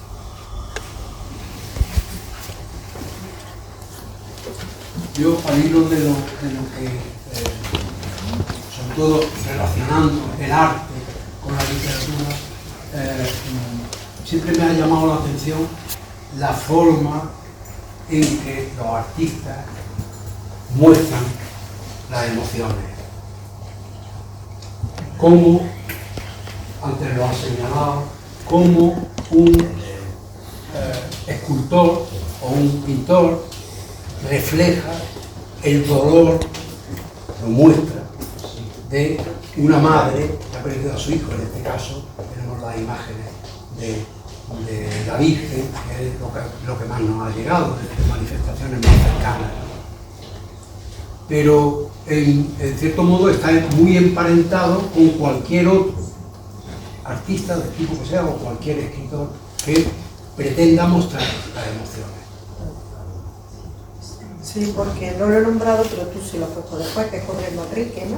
Exactamente. La obra del Doncel de Sigüenza va ligada a Jorge Manrique también, en esa trayectoria literaria y artística de la época, en la que florecía en ese momento el homenaje a las personas fallecidas, en el caso del Doncel o del padre de Jorge Manrique, y que surgía esa... De finales del gótico surgía ese arte nuevo en ese momento, aunque había habido en la época de los romanos también, pero que se había abandonado, y que es el retrato funerario, que surge ligado también. Claro, hay un distingo que es todo artista y todo escritor prácticamente ha hablado de la muerte. Es raro, pero de otras muertes, o de la muerte en general. Distinto es hablar de la muerte desde una perspectiva de tu propia emoción y tu propio sentimiento, que has de sacarlo, has de exponerte absolutamente. Es decir, el artista que habla de la muerte que le está llegando, que le está afectando, que le está maltratando, como Jorge Manrique en la copla de la muerte de su padre, pues habla de otra manera. Quiero decir, es irremediable expresar de manera distinta la muerte propia que la muerte que te atañe de manera directa que la muerte de otros. Es decir, el tratamiento de la muerte es que tiene múltiples tratamientos, múltiples formas de hacerlo. Claro, en el expresionismo, por ejemplo, lo vemos, es la expresión personal. Exacto. Todo lo que sea expresionista es real, es una vivencia personal. En el cine alemán, que nunca se quitaron el lastre expresionista, pues se ve absolutamente, incluso muchísimos años después, en el llamado cine negro, está el expresionismo alemán, que fue tan absolutamente demoledor para ellos en el sentido de que les penetró tanto, ¿no? Y que muchísimos años después ellos han seguido siendo expresionistas. El cine alemán incluso se podría decir que aún hoy continúa, y hay autores que lo dejan ver Y tú hablabas de la forma en la literatura, que puede ser a través de los probos o Sí, figura de la figura literaria, y en el arte a través del color, por ejemplo, que se vuelve súper dramático con esos rojos violentos, esas luces que vemos en los románticos, que de repente iluminan una zona y dejan en oscuridad otra. O sea que también es un lenguaje. Por supuesto, Es que un además lenguaje, pero es de la pintura, cada por arte ejemplo. tiene su herramienta. Eso es. Y el color es una herramienta en la pintura. No lo será en la escultura, lógicamente. Lógicamente. Bueno, En la escultura también. Pero menos. Voy a intervenir yo en medio de los dos. Sí, porque Uy, no podemos enganchar. Porque a mí me sobrecoge, me sobrepasa la expresión artística, y yo me siento muy minúsculo ante esta grandeza. Pero entonces quería yo casi haceros la pregunta al revés. Me impresiona cómo han condensado algunos escritores, algunos pintores, escritores, algo tan expresivo que ciertamente cuando te acercas te conmueve. Quería yo preguntaros, ¿alguno de vosotros habéis pasado alguna vez algún duelo? Seguramente todos. la mayoría seguramente. Si no hace 2 días de mi hijo ni de mi padre, pero hace más tiempo, y de cualquier ser, como antes ha dicho Juan, con el que teníamos un vínculo. Cualquier ser, cualquier experiencia que nos ha dado sentido a la vida porque hemos construido un vínculo en torno a ella. Cuando eso se pierde, eso es muy doloroso. La pregunta que quería hacer es, ¿alguien ha tenido alguna humilde experiencia de escribir algo que le ha sentado, que casi lo necesitaba y le ha sentado bien escribir, aunque no sea para darle ningún premio, o ha pintado algo, o ha hecho algo, algún tipo de expresión, aunque no sea ni siquiera catalogada dentro de ningún arte específico, ha hecho algo expresivo que le ha ayudado a gestionar o a desahogar, a sacar fuera todo eso que le estaba pasando por dentro? Por si queréis aportar a alguien alguna pequeña experiencia. Sí, yo he escrito mi biografía, ¿no? Pero para entender la muerte de mi hijo, cómo encajar, cómo todo desde el principio de mi vida, ¿no? Muchas cosas, ¿no? Muchas cosas, y lo que él podía, mi hijo se suicidó, ¿sabes? Y entonces, pues no sé, entender muchas cosas de él de pequeño, cómo iba viendo la vida, sus traumas, todas esas cosas, y nuestras conversaciones y todo, ¿no? Y entonces, para mí el escribir me parece importantísimo, porque es que no es lo mismo que pensar, es que cuando te pones a escribir vas desarrollando cosas que te vienen, que no son las que simplemente piensas, ¿no? Detalles, muchos detalles de todo. Y y lo veo pues muy liberador, ¿no? Y llegar a entender, pues eso, hasta un tal punto, pues un suicidio. También escribí por mi cuenta, de forma silenciosa, la muerte de mi madre y la mujer de mi padre. Y me ha venido bastante bien.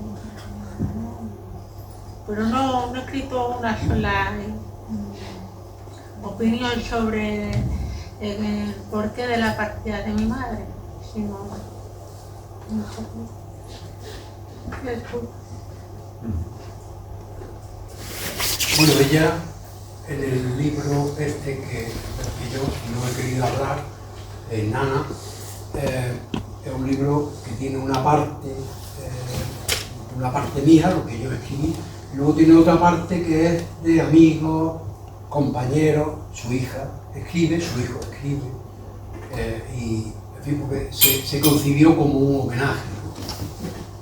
Tiene una parte testimonial, obviamente, y en las cartas, en algunas cartas que aparecen en el libro, hay esas cartas. Es decir, tiene una parte epistolar, una parte que es de diario prácticamente, otra parte que es, digamos, de prosa poética. En fin, es híbrido como la mayoría de los libros de duelo, pero en este caso se pensó más como libro homenaje que otra cosa, ¿no? Aunque yo en ningún caso pensé en principio en hacer un homenaje. Yo empecé a escribir porque me desahogaba, como hace todo el mundo, ¿no? Que sirve, la escritura como desahogo, la escritura exclusivamente terapéutica. En esa primera parte que hemos hablado, que era inconesa, que era de escribir, a mí no me salía nunca más de medio folio. Yo no he hecho otra cosa en mi vida que escribir, porque mi profesión es escribir. Y sin embargo no me salía más de medio folio.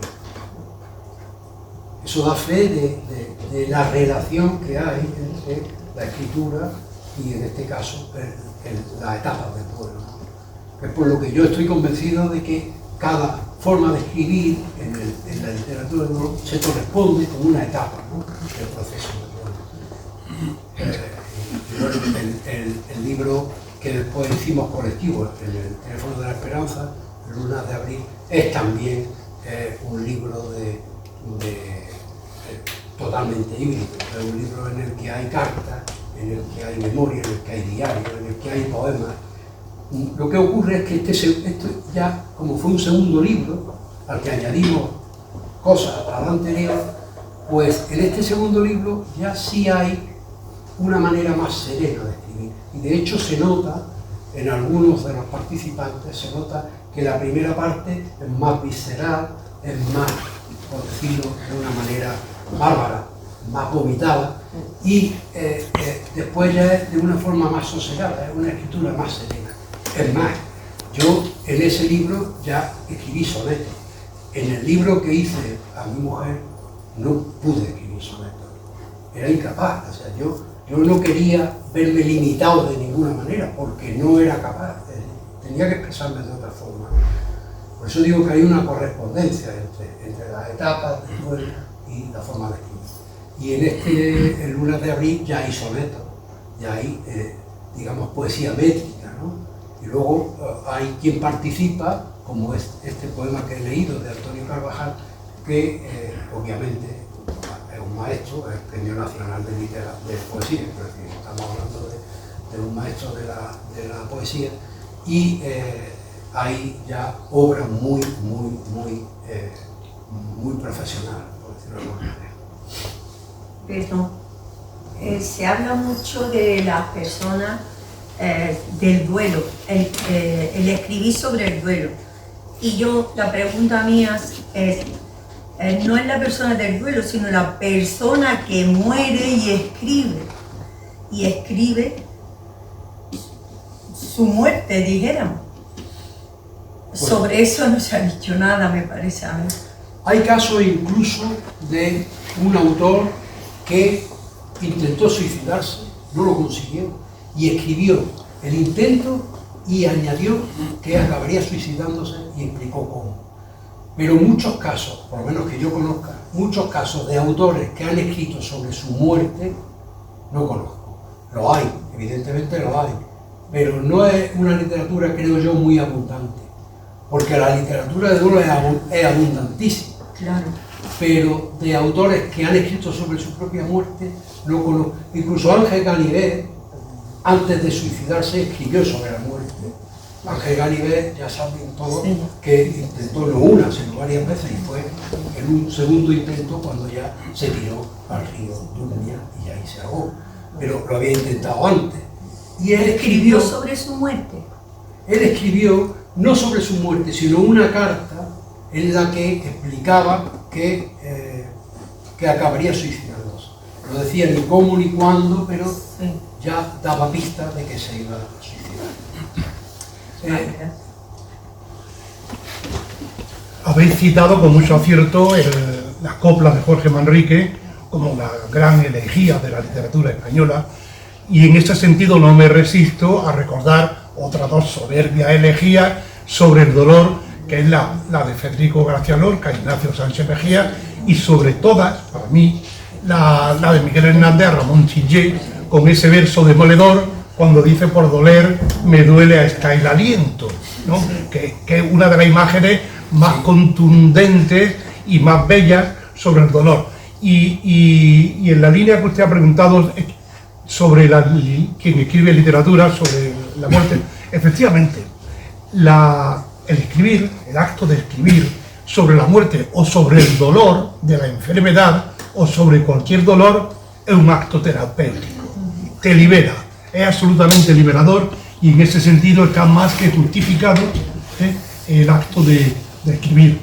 Y finalizo diciendo que me ha encantado vuestra exposición, me ha parecido soberbia, tanto el recorrido iconográfico por las imágenes de la muerte, como el repaso literario que ha hecho Juan sobre el mismo tema. Enhorabuena. Perdón, voy a responder un segundo. Yo he señalado a Jorge Manrique, La copla a la muerte de su padre, porque es una obra no de ficción, es una obra personal, mientras que la otra, la de Hernández y la de Lorca, son ficción. Es decir, bueno, son ficción, son dolorosas obviamente, porque Lorca, cuando escribe a Sánchez Mejía, lo sufre profunda y rotundamente, ¿no? Pero digamos que no es una relación directa o no es un vínculo directo, porque entendemos por duelo la rotura, o la ruptura, mejor dicho, de un vínculo. Lorca siguió haciendo su vida normal y probablemente no pasó ningún duelo. Escribió, y pocas obras tienen la fuerza dramática que tiene esa, pero él siguió haciendo su vida normal, él no padeció un duelo, mientras que Jorge Manrique sí padeció un duelo. De acuerdo, totalmente de acuerdo. Yo quería preguntar, se ha quedado claro que la escritura es terapéutica. ¿La lectura de libros de estos puede llegar a ser tan Tanto o más? No. Sí. Yo lo digo desde mi experiencia. Te ayuda a identificarte muchas veces con lo que están escribiendo otros. Y para el que no sabe poner palabras, porque yo creo que todos sabemos poner más palabras que hacer imágenes, hacer una escultura o hacer un cuadro sobre tu dolor, creo que no estamos preparados a escribir, sí, un poco mejor, tampoco. Pero el que no es capaz tampoco de escribir, pues sí puede, a través del que escribe, identificarse y expresarse a sí mismo, al reconocerse en el otro.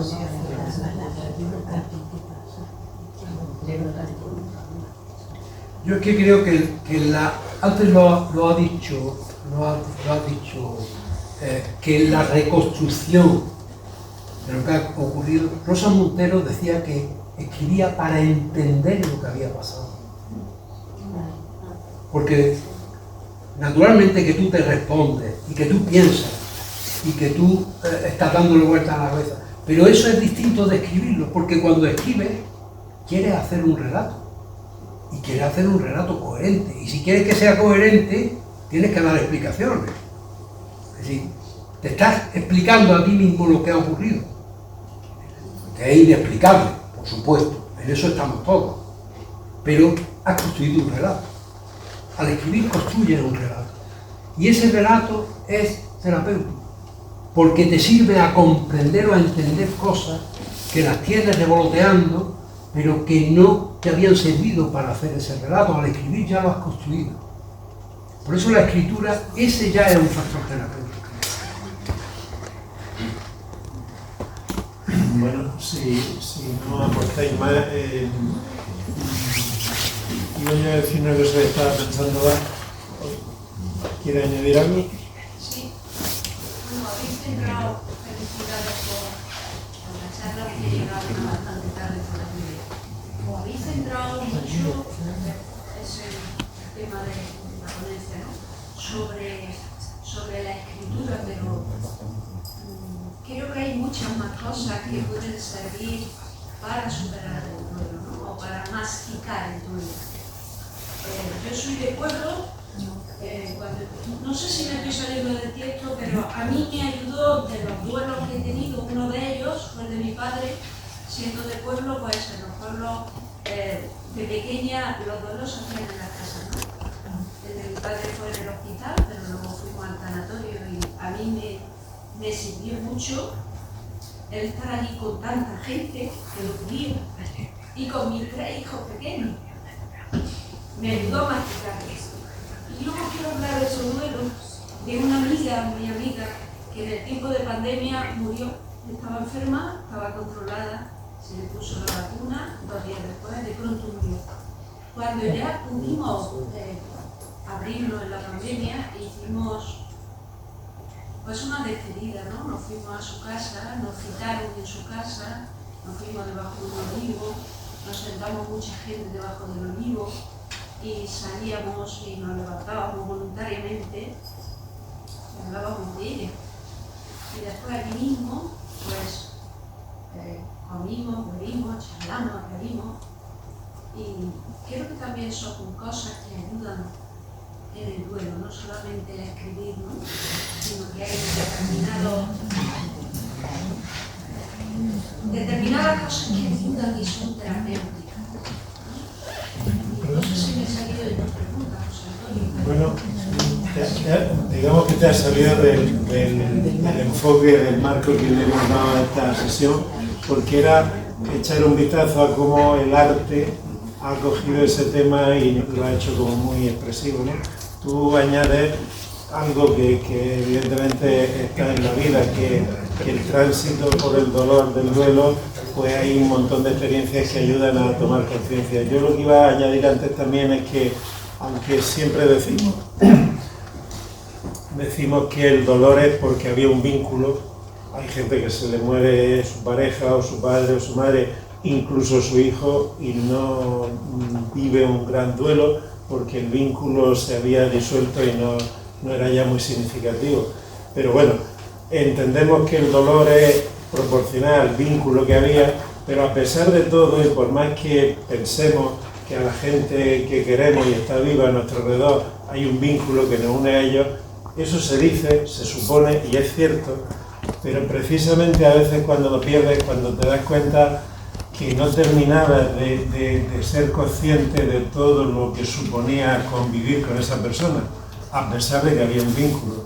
Entonces yo intuyo que el proceso de duelo ayuda, y cuando hay artistas que además le ponen una expresión más concreta, ayuda como a reencontrarse con esa persona y a entenderla, a encontrarla de un modo más pleno que la encontraste incluso cuando convivías a su lado.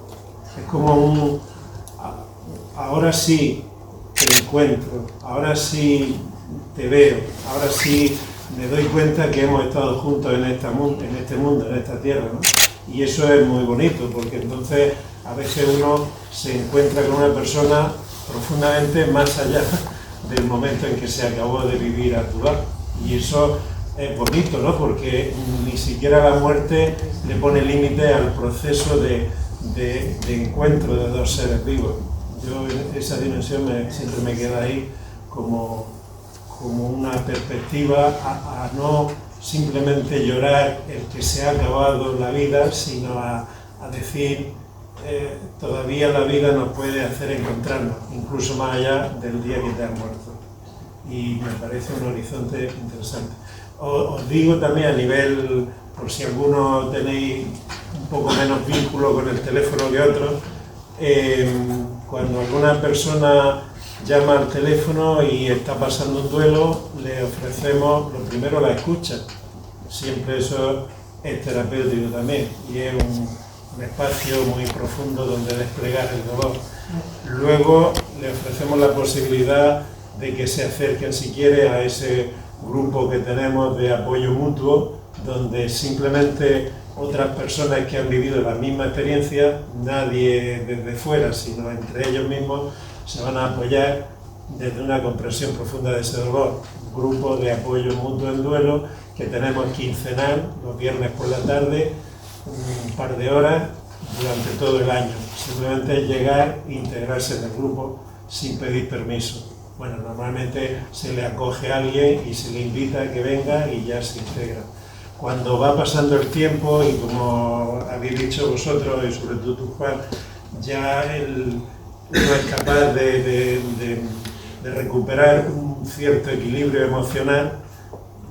Normalmente decimos que hayan pasado al menos 6 meses, se le invita, si quiere, a participar en un taller de reelaboración del duelo, que el que lleva desde hace tiempo Cristina, y Rosa muchos años también ha llevado con nosotros, que está también con nosotros Rosa Melchor, y ciertamente es ahí donde ya se hace un trabajo de 12 sesiones o no sé cuántas, 12 o 14, para reorientar la vida integrando profundamente la experiencia de haber vivido con esa persona durante mucho tiempo.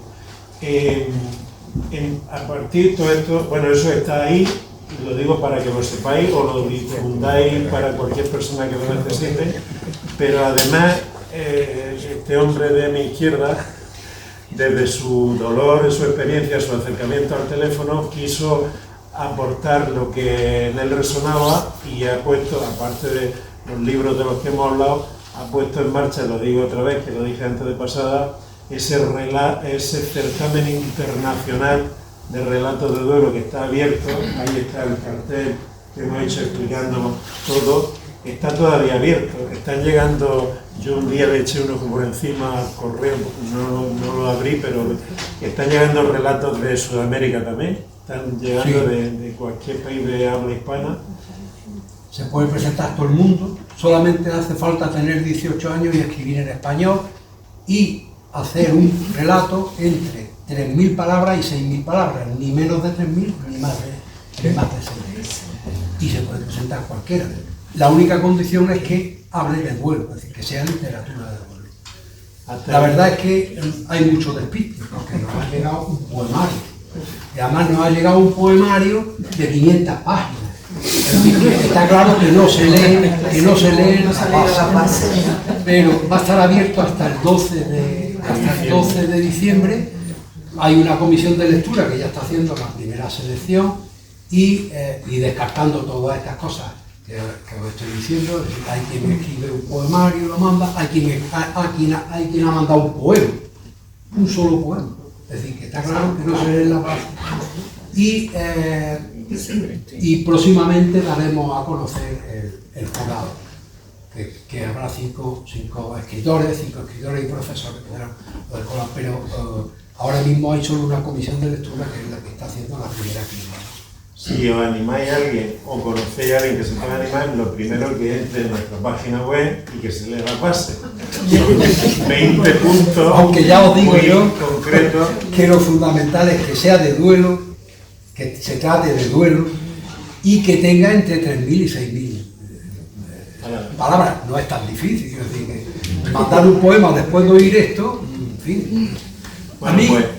Perdona, es que yo quería haber dicho en el entreacto que nos interesa mucho clasificar la literatura de duelo porque no está perimetrada, es decir, no está ni definida, ¿no?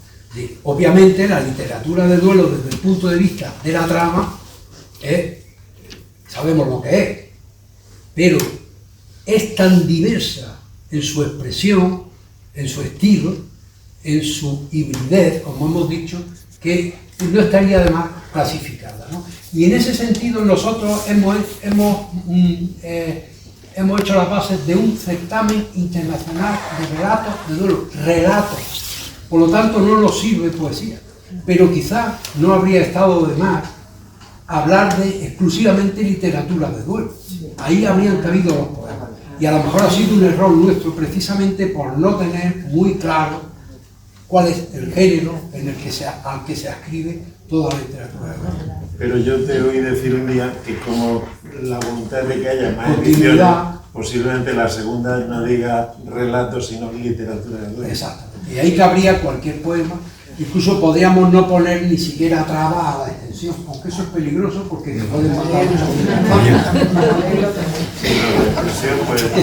Y luego otra cosa que se puso a la vez en marcha, que también lo dice ahí, es un taller de escritura terapéutica que se está desarrollando ya allí en nuestra sede por las tardes, el lunes por la tarde, 15 personas, y que ciertamente algunas se quedaron en lista de espera, más otras que se puedan animar, que a partir de Navidad volveremos a empezarlo, y así las veces que haga falta, siempre que haya gente que lo demande, porque creemos que ese proceso de poner por escrito, lo habéis dicho varios, es terapéutico.